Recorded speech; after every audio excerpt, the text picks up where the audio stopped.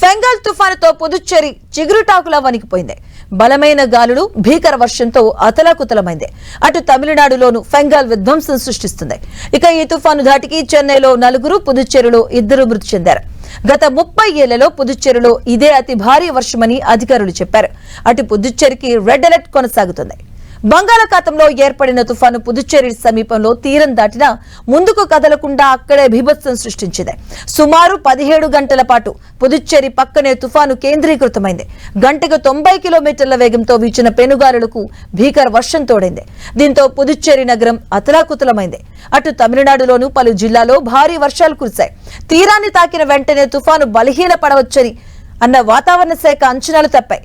ఇక ఆ తర్వాత తుఫాను తీవ్ర వాయుగుండంగా మారి నెమ్మదిగా పశ్చిమ దిశగా కదిలింది. ఇక ప్రస్తుతం తమిళనాడులోని తిరువన్నమలై, కలకుర్చి, విల్లుపురం, కడలూరుతో పాటు పుదుచ్చేరికి రెడ్ అలర్ట్ కొనసాగిస్తున్నారు.